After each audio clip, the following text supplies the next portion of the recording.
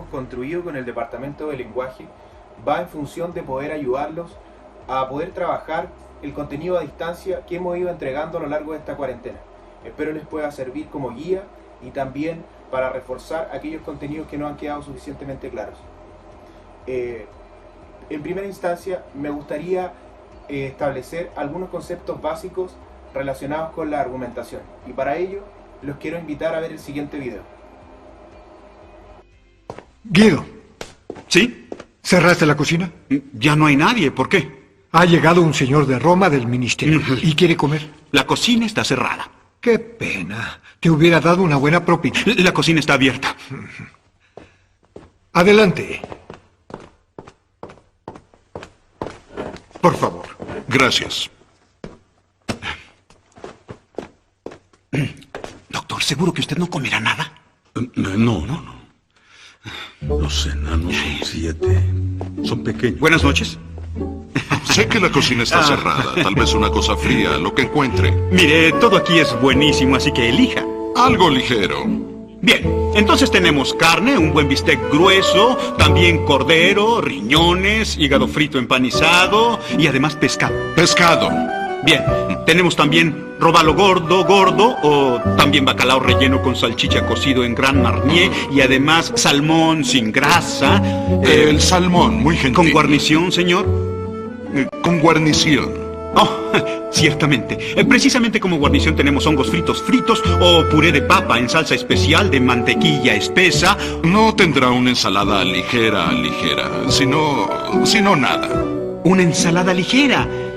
Qué pena, porque los hongos fritos son en verdad excepcionales. Entonces dijimos, ensalada ligera, salmón sin grasa y una copa de vino blanco. Perfecto, lo más rápido posible, por favor. Sí, señor, de inmediato.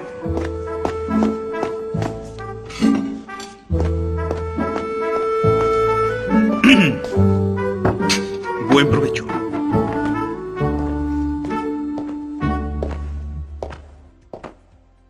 El video que acaban de observar es un extracto de la película La vida es bella. En él se pudieron dar cuenta cómo el protagonista principal intenta convencer a uno de los comensales de consumir un producto que ha sobrado de otra mesa. ¿Cómo lo logra? Lo logra a través de los mecanismos de persuasión. En ellos, el protagonista de esta historia va utilizando distintas formas de argumentación para poder lograr convencer a esta persona que viene a consumir de adquirir el producto que él ya tiene preparado.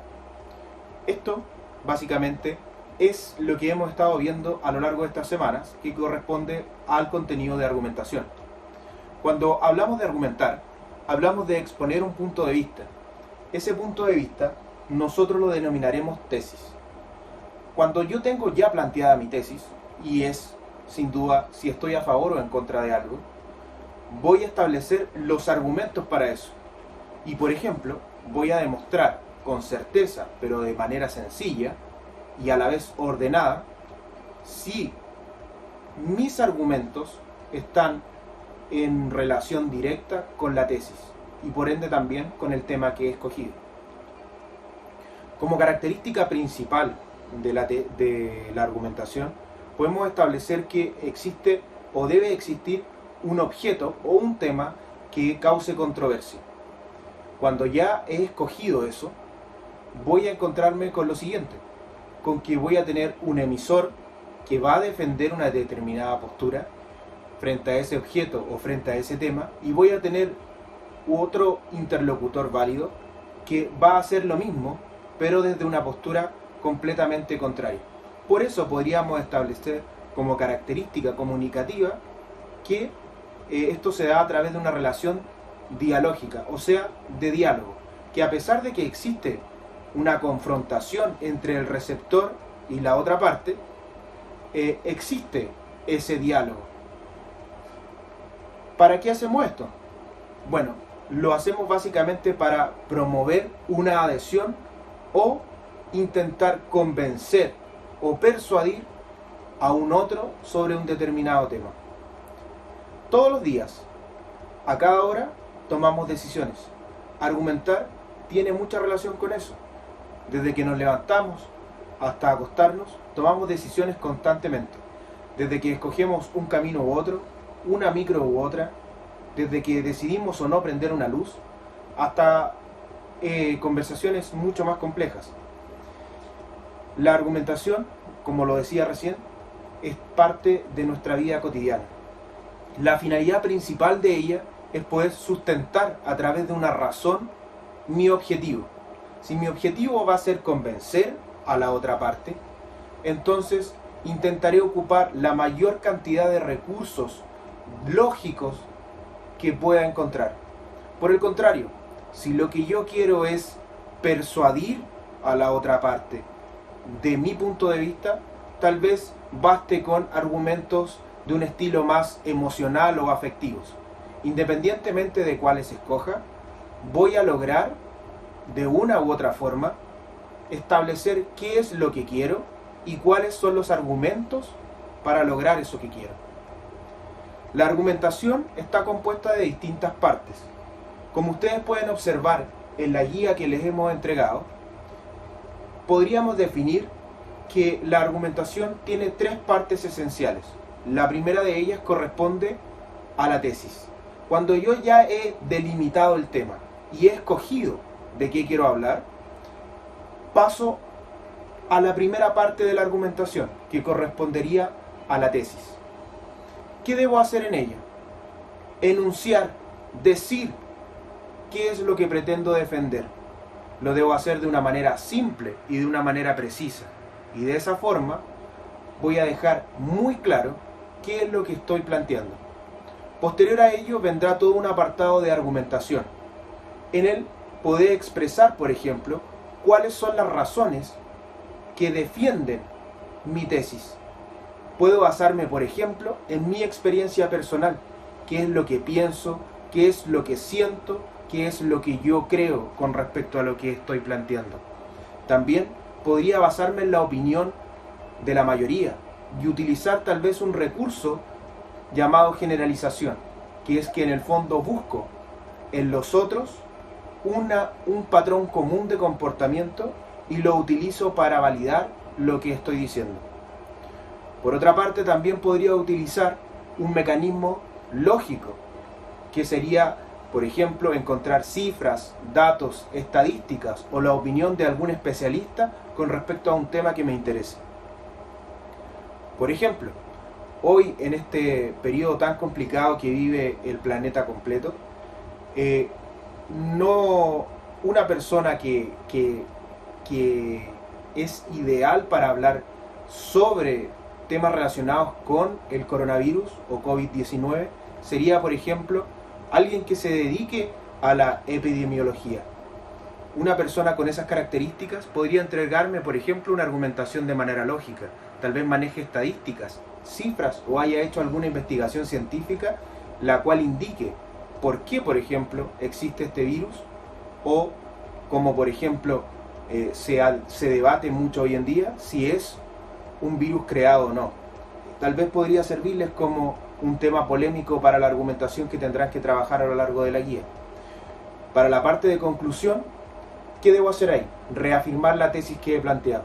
Si, por ejemplo, volviendo al ejemplo anterior, he planteado que este virus ha sido creado por un país determinado, por ejemplo, podría reafirmarlo en la conclusión de acuerdo a diferentes cosas o elementos que fui encontrando a lo largo de mi argumentación.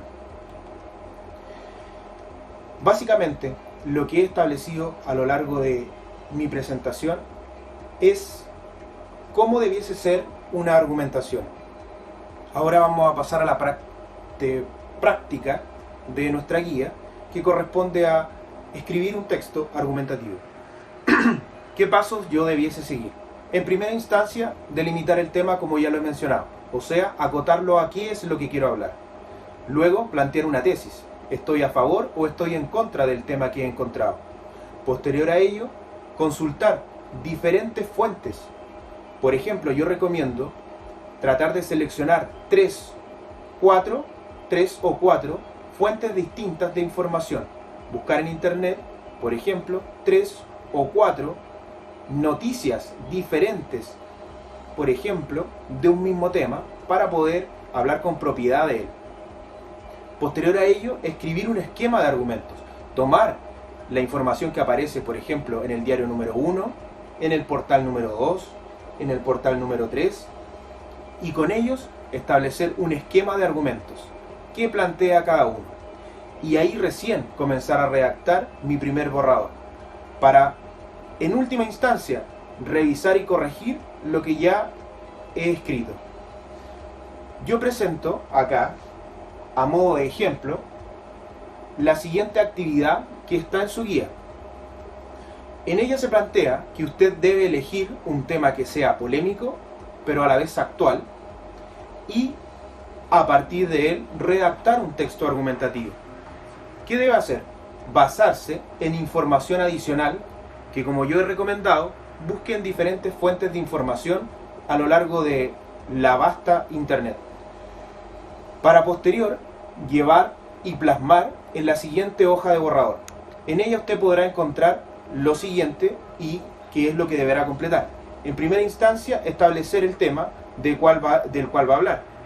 Posterior a ello, decidir si está a favor o en contra en la tesis, argumentar en mi recomendación desde lo que usted siente como más cercano con respecto a lo que está planteando, y en un argumento número 2 establecer, por ejemplo, cifras, datos, estadística, alguna investigación u otro relacionado con respecto a su tema, para posteriormente llegar a la conclusión y poder recapitular y reforzar la tesis que ha planteado. Les coloco el siguiente ejemplo. Muchos de nosotros hemos salido alguna vez a alguna fiesta con algún grupo de amigos, y en él siempre hay algún amigo que es un poco más duro de cabeza o porfiado. Llegada a cierta hora de la noche, cuando todos tenemos que partir a nuestras casas, siempre hay alguno que ha bebido algunas copas de más y que intenta de manera obstinada manejar. Si yo hablo sobre ese tema, por ejemplo, podría delimitar mi tema o establecer que mi tema particular va a ser la conducción responsable. Con respecto a la situación que yo les acabo de nombrar o que les acabo de relatar, yo podría establecer o darle un nombre a ese amigo. Por ejemplo, Pedro. Si yo quisiera tomar una postura en torno a si estoy a favor de que Pedro se vaya o estoy en contra de que Pedro maneje, por ejemplo, en el estado en el que se encuentra, eso debiese ir en mi tesis y se los voy a presentar a continuación. Por ejemplo, si yo establecí que el tema va a ser la conducción responsable, entonces mi tesis va a ser que Pedro no debería manejar, producto de lo que yo acabo de manifestar. Mi argumento principal debiese ser, por ejemplo, que yo considero que Pedro ha bebido mucho alcohol. Pero, ¿por qué considero que ha bebido mucho alcohol? Porque Pedro ya no tiene control sobre sus acciones. Además, como argumento número 2, podría considerar que Pedro, como ha bebido mucho alcohol, como argumento número 2, podría manejar, por ejemplo, cifras o algo que yo conozca o que haya leído, por ejemplo. En este caso, es de conocimiento público que el mayor, o dentro de las principales causas de muerte en conductores, es el exceso de alcohol. Esto según cifras, por ejemplo, del MinSal. Esto es solo un ejemplo. Hay muchos otros, por ejemplo, el Ministerio de Transportes también tiene un estudio con respecto a esto. Por lo tanto, en mi conclusión, yo debiese llegar a el siguiente veredicto. Conducir de forma responsable es indispensable para cuidar nuestra vida y la de los otros. Por lo tanto, Pedro no debería manejar en el estado en que se encuentra. Ese sería un ejemplo muy sencillo, ¿ya? Yo también lo resumí debido al espacio que tenía, pero ustedes pueden obviamente esbozar algo mucho más complejo de acuerdo a la hoja y al espacio que nosotros hemos asignado. Espero con esto puedan utilizar de buena forma la información que he ido entregando a lo largo del video, y espero haber sido de algún aporte y guía para esta situación tan particular que estamos viviendo todos.